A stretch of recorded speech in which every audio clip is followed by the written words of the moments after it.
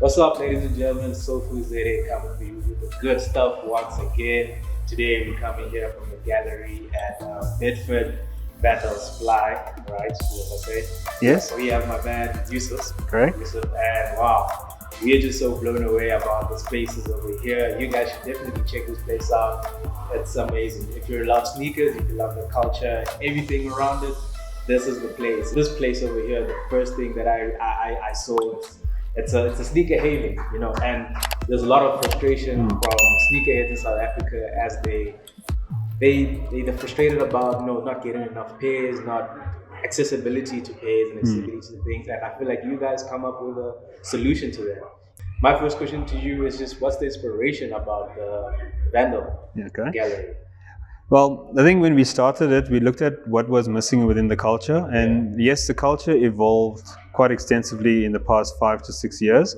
And it became based on the foundation of reselling.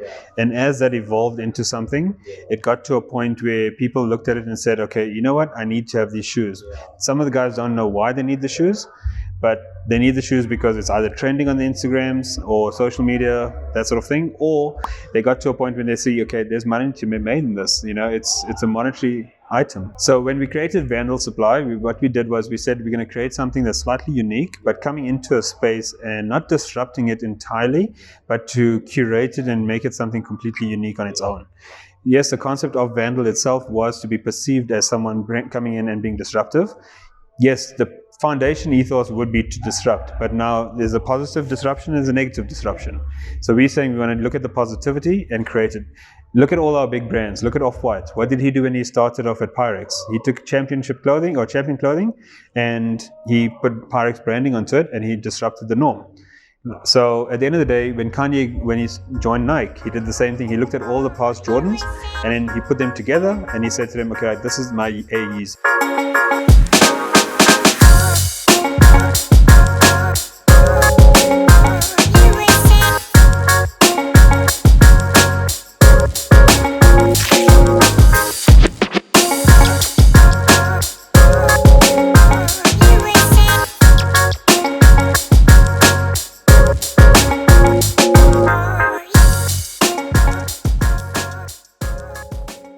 Our intention behind creating a space like this, it's a blank canvas if you look at it.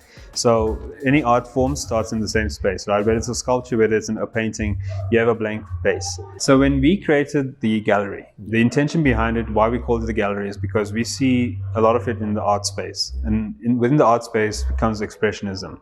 So what I decided to do was, the creation of Vandal was about guys coming into a space and being expressive, bringing in art, bringing in culture.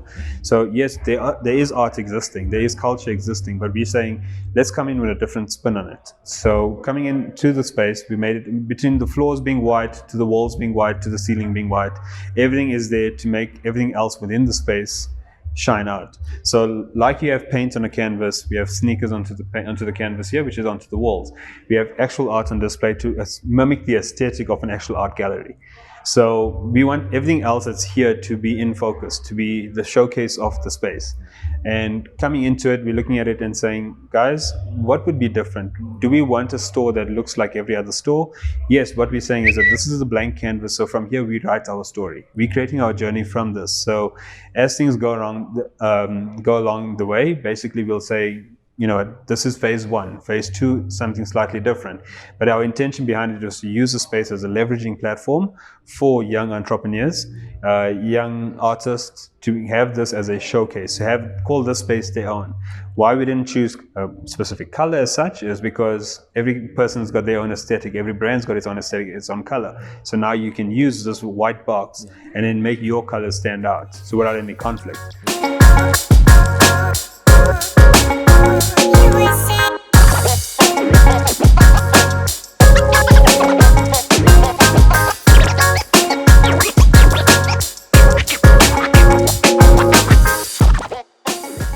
So apart from all these heat or the fire kicks you have in your inventory, what other items do customers would find in your store when they come through over here? Thanks a lot. So what we've done was we've curated an inventory based around the culture. So we said while we have sneakers, what else will tie into it seamlessly? So we created our own range of art, which is more a modern aesthetic version of art, from your disruptive types to something a bit more simplistic, and also when it comes down to something like that, a bit more unique, but with a sense of attachment to sneaker culture. So within our space, we carry our own line of artwork. We're also able to showcase specific artists by also providing them a gallery showcase space. You have memorabilia in the space, even signed authentic memorabilia from sportsmen. Like, for example, you'll see something later today. We're taking things like bespoke sneaker boxes into account, sneaker displays into account, where it's all the things that will be tying into itself. So even if a person comes in, it's a full package solution. So it's also a number one stop. One-stop shop, correct. And what we will be doing is we will be launching an apparel line, our own apparel line. It's coming in quite soon, and I know a lot of people have been requesting it, so we just bear with us. It's almost ready to launch, but we also stock clothing items as well. But what we're trying to make it do is make it a bit more, let's say, isolated, to a point where if a client does come in and they come to us and say to us, listen, do you guys stock, for example, Supreme? We don't want to bring in all the other brands. We'd rather just show them just the Supreme items or the Off-White items, so that they know that this is their style, this is their aesthetic, because that's what we always want to do. Every time a customer comes in, we want to discuss with them, what is your style, what is your aesthetic? So if you come in and your preference is Stussy, so I'll say to you, okay, fine, we've got a line of Stussy, and we'll show you all the items that's available. It's easier for you to choose from there.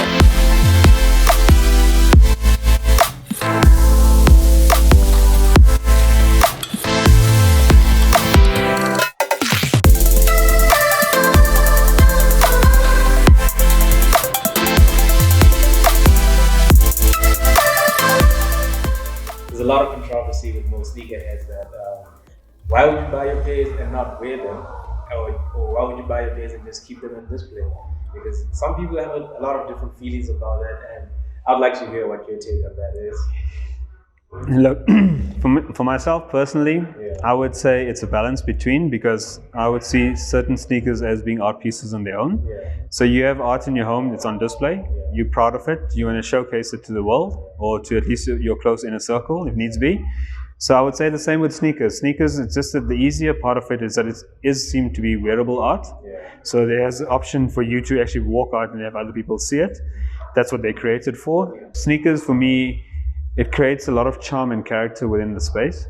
It also allows you to spark conversations, to meet new people, for example, right? So I think sneakers should be worn, but at the same time preserved. So whether you have it on display in your home or whichever it is, look, if you can tell a story, if someone looks at your shoe in whatever state it is, wouldn't it be better for you to tell a story of your own as opposed to the story of the brand? That's very true, because as a sneakerhead, the first, we call it shoe contact before eye contact. Correct. When someone passes by, the first thing you see, like, oh, yes. And then, oh, okay. And then, hi, how correct. You doing? You start a conversation. It's a conversation starter, exactly. 100%. And then that's why now I'm going to put you on the spot right away. And then I'm going to ask you, what is your all-time grail? The all-time grail, if you were to get it, it is like something that you need so bad, something you need so bad. How much are you willing to go to protect it? Would you just wear it casually because you love that shoe so much, or would you just want to preserve it as much as you can? Look, I've managed to find quite a few of my grails. I've been fortunate enough to do it. My personal favorite of all is a Albert Heijn Air Max 1. The reason being is it's a very basic shoe, and it's something that sticks to the community in a way where it was a stigma behind creating a shoe. It's a limited release pair. If I had to find a pair, which I have sourced, I managed to find 2 pairs actually. Unfortunately, at the moment, with that limited nature of that item, the price is a little bit too high for any normal person to agree to it. But look, it is for me the ultimate grail. I'm an MX 1 fan over a Jordan 1 fan, but I mean, like I always say as well to many people, I've built my collection based on OG shoes first. So until you get the OG colorways, it's a bit difficult for you to start adding to your collection. Yes, some of them now have been priced a little bit extensively, but going into it, I would say Albertine MX1 Ultimate Grail. If I do get it, I will wait at least once. Oh. What special occasion do you think you rank that? Look, for me, it's a birthday if necessary. Yeah. But honestly, it's a day that I don't see another sneakerhead. Ah, that's great. That's great. You just want to be the spotlight of the room. I want to enjoy that shoe by myself, for myself. That's it. That's beautiful story. For your vision that you had when building this place, like you said, it's a blank canvas. It's a space for art to stand out. Therefore, if you were to think of the gallery, Vandal Sply as a food item or a dish, what would that be? Funny question. Yeah. So I think if you look around you, you'll see what many people have seen before, just that you never paid attention to it. I would equate this as, hear me out, vanilla ice cream. Vanilla ice cream. And the reason being is vanilla ice cream on its own, it's fine. Yeah. But it's always something that you want to add to it. Exactly. And when you add to it, whether it's sprinkles, call the sneakers sprinkles, whether it's something with inside of it like a sauce, there's always something that you need to add to it. Yeah. And the reason being that I chose vanilla ice cream is because that's what we want to do with the space. We don't want it to be static. We want it to continuously change. And vanilla ice cream can go with anything inside of it, you know what I'm saying? And on top. So in order for me to make this thing work, I would choose vanilla ice cream as being the food of choice that I would associate with the gallery. And like I say, so we continuously want to change. We want to continuously add things to it. And the thing is, when you do add to it, it makes it more fun. Yeah. So in simple terms, it's basic, but let's add to it, make it something else. Exactly. There's always room to play around with it. You can put it in smoothies, you can put it 100%. in a milkshake, you can put it in this and that. Correct. I wasn't expecting that. I was thinking you're going to say something like pasta. No. It's more design. You know, but wow.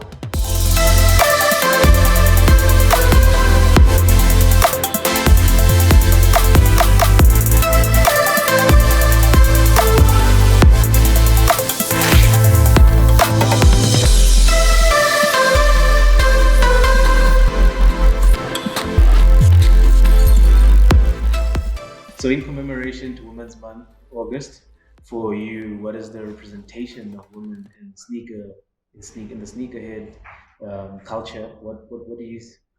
How would you gear more into women sneakers? I think women, unfortunately, are not celebrated as much as they should be. Yeah. So one of the founding requirements that we've created as a need for us when we created the space would be, how can we showcase females in the sneaker community, in the streetwear community? Look, females have always been about style, have always been the epitome of style. They're the pinnacle. So I find that you're in a space where lifestyle is trumped by males, and I would think most of them are now sitting here thinking, okay, I can't really enter that space. There's nothing there for me. But I think a lot of the females can actually sit back and be like, happy and content at the fact that Nike or the big brands, for example, are looking to celebrate them. I mean, one of my belief of the sneaker of the year 2021 is going to be a woman's shoe. And the reason being is when we created this space here, when we created the space here, we said, let's speak to the female sneakerheads. Let's get them to be involved. So we actually want to showcase them, especially now during this month. We want to ask them, come through to the gallery. We want to photograph your style, your drip, for example. We want to put you in the limelight, put you into focus. So even going forward, when we're talking about how we want to market our brand, we want to use females to market our brand. Not so much having it in the male dominant space, but again, going back to our initial idea, where Vandals were here to disrupt, we want to be that disruption, but a positive disruption. There's a lot of females in South Africa that we look up to, and we say to them, listen, I mean, obviously you've got a lot of style. We request for them to come and partake into the space, into building us into that brand that is synonymous for showcasing females and bringing them into the focus. So that's what we want to do. So I would say any female in South Africa that's a sneakerhead or can be calling themselves a sneakerhead should be brought into limelight. And I mean, show the male dominant space what style is really about. Yeah. That's very true, because women have a very not so orthodox style, approach into doing style and all that. They're very more wholesome. Correct. Like as much as men, men most likely we like a pair of Jordan 1s, And Correct. we know that we can style those easier with a pair of jeans and sweaters, but women can just rock anything and be able to rock it. I mean, it's very inspiring for me to see a female sneakerhead wearing sneakers and dress, and it looks very nice. Yes. And it's not, they were not made for that, but they make it work. No, 100%. And I think my mind goes back to a fashion designer called Jeremy Scott. Yeah. I mean, when he released that line with Adidas, I think it was more a statement piece to the world that sneakers can be beyond what you think they are, beyond functional tools, right? So when he created some of the most ambitious looking shoes ever to be seen, people were uncertain about it. But if you look at it now, what did that actually do? That actually showcased the world. The possibilities are endless. I mean, you can do so many things with standard shoes. If that was the case, that shoes needed to stay in the same true form as they were, all Jordans would be red and white and black. So now we're looking at a lot of color, a lot of style, a lot of aesthetic, a lot of textures coming through. And he was one of the first few people that I think really pushed that boundary. And I looked at it and looked at your your female celebrities like Melody Asani. She's a fashion designer, and I think just her approach to the Jordan brand has really changed the dynamic of it. Aleli May, I really look up to Aleli May, and I say, like, in terms of her general style aesthetic, to me, I've hardly seen a male being able to mimic it. And the nice thing about females is that they got multiple things to layer, whereas a gent, he would pretty much be like I said, your jeans, your t-shirt, jacket, and sneakers. What happens to like having accessories like your bags? I mean, glasses, purses. There's a lot more things for the female to showcase this culture. That's why I feel that they need to be celebrated a little bit more.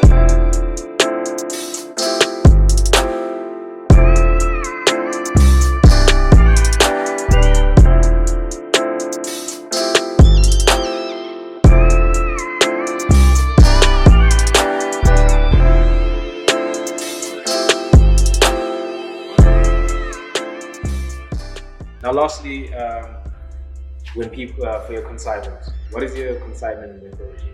Your perhaps your percentages or percentage consignment. How does that work? How do you engage with the reseller? Okay, so pretty much the first store in South Africa that offers a stepped consignment. So in a nutshell, basically we start them at pretty much one of the lowest rates in South Africa already. And from there, the more you consign with us, the lower your rate will go. So it's our way of being loyal to our consigners, who's actually our suppliers in this case, right? And on drop day, we're the only store that actually offers a flat commission rate, which is almost 50% of what the average marketplace is all about. And the thing is, why we want to do it this way is we're going to encourage people to transact within the space. Number one, to support the space, to help it build into something else. Yes, it's not just completely transactional, but it's more to build towards that culture. So when it comes down to some of the high-end sneakers as well, what we are trying to look at now is encourage some of the bigger collectors in South Africa to bring in their collections. And what we can do from that is we will offer a very unique rate custom to that person. So if you do get a collection of some of the higher end pieces or exclusive releases, we can have them in the store at your own custom rate. But generally what we're doing is we're trying to drive all our consigners to consign more with us, because in the long run, the more they consign with us, the more sustainable it becomes with the business, but also the lower the rate goes and the more profits that they can make. The consignment business, it's just like you said once we had a conversation, that it's much like a taboo. Correct. But I think it's a really good hustle. I mean, yes. For university students, that much like us. If you guys have any pairs you want to bring over here, you can have some good rates and get good profit for it. And correct. They can treat you well and build a relationship. Just like you said. 100%. Exactly. For me, it's about building relationships. I mean, I know some of the stores do buy pairs out, but again, it becomes transactional, and then you just an unknown supplier. But I want to know who the consignor is. I want to know what he's all about. So at least now going forward, we build that relationship. So at least now in our space, you can come through, whether it is a consignor or a buyer, like a client, they can come in. And there's also what we're trying to do now is we're also the only store and a resale platform that's offering what retailers do. So we're actually about to launch a loyalty program. So for clients that are coming in to purchase shoes, they can come in and they can enter into this loyalty program, and then they get rewarded with points. And then the more points that they've accumulated, the more unique deals become for them. I won't reveal too much just yet, but we're about to launch it, and I think most of the guys are going to be excited. So obviously it's a simple registration onto the system. Guys come in, register, and every time they come through to the store, they check in. And as we go along, we'll be comping them with some unique specials, whether it's early release items, or from the sneaker laundry service, for example, we'll be comping them certain specials there.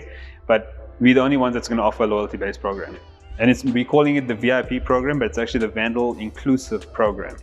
So it's about an inclusive community. We're talking about everyone being here together. Well, so that's it for today, ladies and gentlemen. I hope you enjoyed this episode. I know I did speak to Yusuf over here. This place is a haven for sneakerhead. Please like this, subscribe, share this with all your sneaker-loving friends.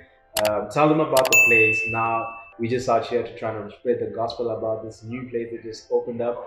And from SoleFoodZA, stay CREP, stay fair.